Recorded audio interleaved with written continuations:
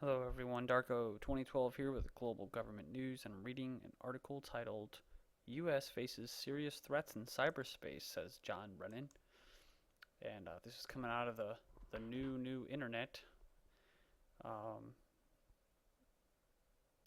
.com, posted on February 8th, 2010.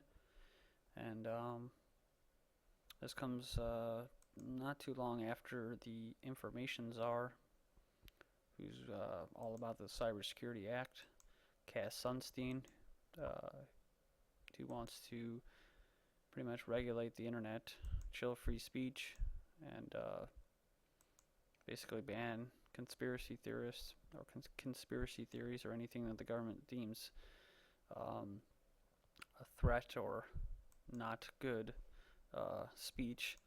And so here we go. President Obama's top counterterrorism advisor, John Brennan, recently said on NBC's Meet the Press that the U.S. faces serious threats in cyberspace. The threats and vulnerabilities within the cyber domain are serious and significant. And so here we go, guys. This is our First Amendment. This is, besides our Second Amendment, this is all we have, man, is our free speech, and they're coming for it. Trust me. The elites, the New World Order, they really wish they would have not allowed us to have the internet the way we have it now, because it's just exploding and backfiring in their face. And now the best thing that they can do is just cut off all free speech, start blocking major websites.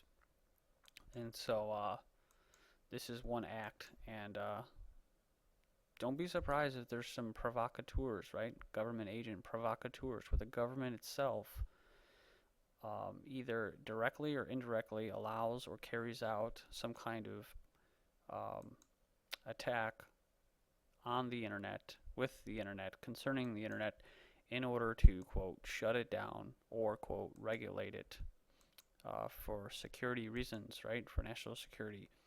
And what they're doing is they are going to try to stop people like me and all the good souls out there that are trying to fight for whatever freedom we have left. So when they can't just outright stop it, right, that makes them the aggressors. They have to play the victims. So they will attack themselves, play the victims, and then do a preemptive strike or say something must be done. We must regulate the internet to keep us safe.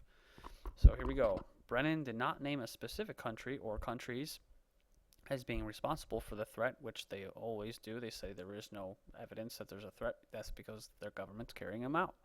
President Obama has made cybersecurity a central issue that his administration is looking to tackle free speech. Back in May 2009, Melissa Hathaway revealed a 60-day cybersecurity review, which called for the creation of a cybersecurity coordinator at the White House. In December, Obama named Howard Schmidt to the post. We're looking at these issues from the standpoint of espionage from governments, from different individuals, whether they be hackers or terrorist organizations, end quote, said Brennan. He's quoted again as saying, the opportunities to create problems within the cyber sphere are significant, and this government is taking steps, and you bet they are. Another central issue in the cybersecurity, particularly for the U.S., is that the majority of the critical infrastructure is in the hands of the private sector. Oh, man. That's too bad, because DARPA and the military basically set up the internet and intranet. And so now they unleashed it on the public, and it's kind of snapping back on their faces, so they have to do things to test it. So they have DARPA running contests, balloon contests, and running contests for Twitter with the University of Indiana, or IU, I'm sorry. And so now they're testing all their social networking sites and trying to regulate the internet any way they can, because it's in the private sector's hands. And what they're getting at here is, when they say this, is they're talking about net neutrality and allowing you to directly link with your private internet security provider, and they want you to have to go through a third party, which is, lo and behold, our big brother, the government, and they will deem what is necessary and what is a threat to national security. So this is a pretty big deal, guys. And I know I sound like I'm being sarcastic, but this is a very big deal. Um, and it's not a game. So it says we're working very closely with the different instruments of the government as well as our foreign partners, he said. Brennan ended by discussing the shared responsibility for cybersecurity. National security is something that is at risk, and that's why we are trying to do is to ensure that our networks, our government networks, our private sector networks have the ability to withstand these attempts to hack and to conduct activities, whether it is stealing intellectual property rights, or whether it's trying to steal government secrets, oh come on, or whether it's trying to cause problems or steal one's identity. And that's why this is the shared responsibility, government, private individuals, and private sector, Brennan said. So, and of course, like kind of like if you want a nation build and conquer other nations and occupy them and have a changeover of their government, you have to do it in the name of security, right? To save freedom, and then you take away their freedoms, and most freedoms are lost in the name of keeping freedom in order to keep safe. So it applies to everything else, including the internet. The internet is about the freest thing that you can ever have right now at the worst time. And that's why they need to regulate it as much as they possibly can, because this thing is, I don't want to say a weapon, but it's definitely not something that the globalists want as far as their agenda goes, because they are behind by at least 10 years. And they need to get the job done, need to get her done. So if it means carrying out attacks against their own infrastructure in order to accomplish that, they will do it. This is, of course, the Cybersecurity Act of 2009. Has gone to committee, and it has not gone to this House or the Senate. It says a bill to ensure the continued free flow of commerce.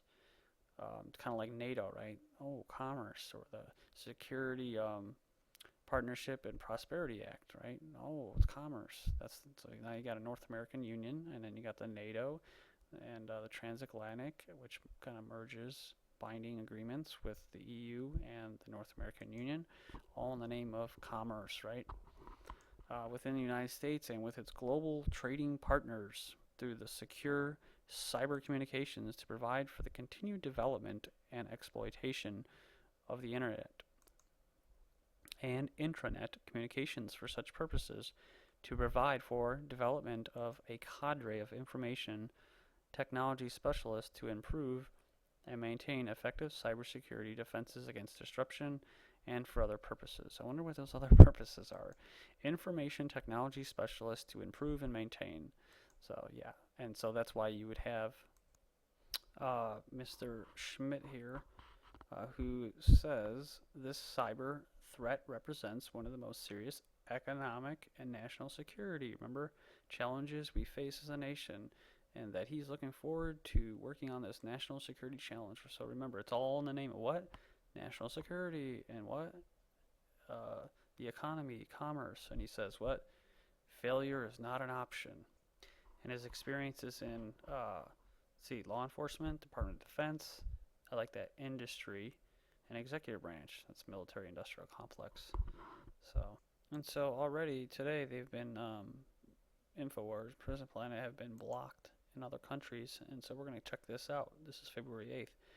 Frightening taste of internet censorship as major free speech websites blocked. An ominous preview of what the government-regulated World Wide Web would look like as InfoWars and Prison Planet go dark in New Zealand. It says February 8th, 2010, with influential proponents recently calling for a newly regulated World Wide Web, we've got a preview of how it might look this past weekend after both Infowars.com and Prison Planet were completely blocked to many internet users in New Zealand. The block was only removed earlier this morning following a raft of complaints after both websites were unavailable on many ISPs since Friday. As the New Zealand-based Infowars website reported yesterday, both of Alex Jones's flagship websites were blocked by ISPs using Asia Netcom for their international internet traffic. And so I'm going to just roll this into a second video because this is pretty important. So don't forget to check out the second part, guys. Thanks.